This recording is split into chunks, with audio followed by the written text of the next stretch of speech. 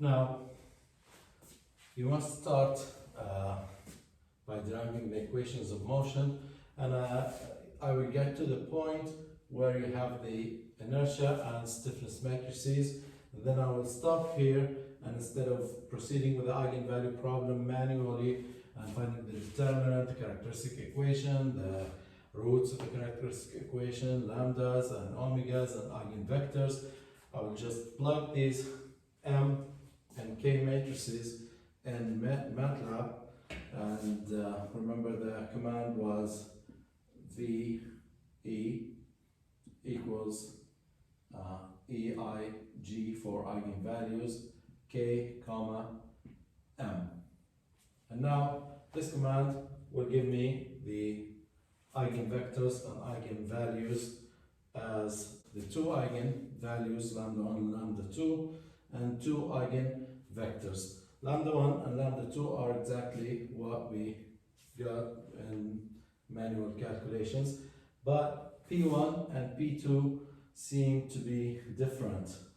If you recall, P1, the first eigenvector or mode shape, was 2.371,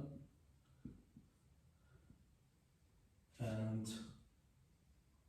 1 and negative 2.293, and they seem to be different, but they are not, because what we have here, the eigenvectors or the mode shape, describe the ratio of the two amplitudes. So if you divide this number by this number, you will get 2.371, the same ratio between x and theta, the same ratio. And I will prove that. Let me proceed using these eigenvectors. Let me assume that I don't have this, none of this, and this is where I started, and I got these two eigenvectors. So based on MATLAB output, purely MATLAB output, my x of t, I can read it directly from here. X of t, theta of t will be a times the first eigenvector or first mode shape, 0.4537 and 1.076 cosine omega 1, which is the square root of lambda 1, and also MATLAB can do that for me, 893 t plus phi1 plus b times the second mode shape, which is 0.8912 and negative 2.044 cosine the second frequency, which is the square root of lambda 2, that is 5.59 t plus phi2.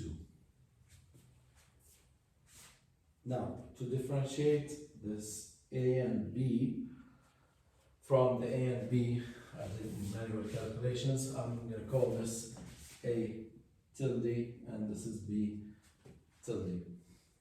Now, if I substitute the four initial conditions we used earlier, called the initial conditions where x of 0 is 0, theta of 0 was 0.2, x dot of 0 was same as theta dot of 0, 0. Now you have these two equations, differentiate and substitute the four initial conditions and solve for A tilde, B tilde, phi1, and phi2. And we will get A tilde is 0.09, B tilde is 0.048, phi1 and phi2 are exactly the same numbers we had earlier. A and B are different, so would I expect different response? As a matter of fact, exactly not. The response will be exactly the same as this one. A tilde is different, but also B is different. If we multiply, substitute A tilde in here, okay, the 0.9, substitute this over here, and the B tilde here, multiply, you will get exactly these two equations. 0.094 times 0.45, that will give you 0.04288. Try it, that's what you're gonna have. So, eigenvectors look different, but they are the same ratio.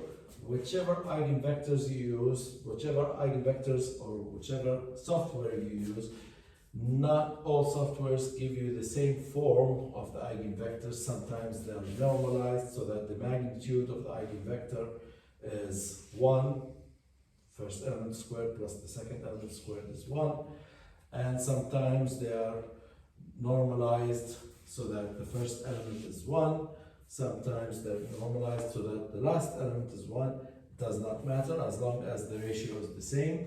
Whichever eigenvectors you use, the associated constants A and B that you will get the combination will give you exactly always the same response. I can use another set of eigenvectors by dividing this eigenvector by its magnitude and write down an equation similar to this, but it will be A, let's call it A bar and B bar, and calculate A and B.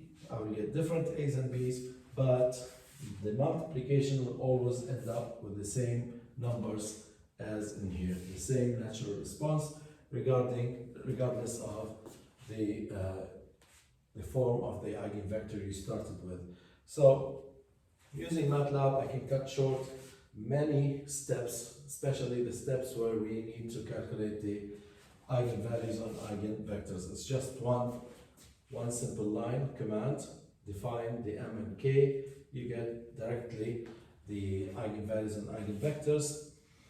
Write down your response equations, the general response equation, differentiate, substitute initial conditions, and solve for A, B, phi1, phi2.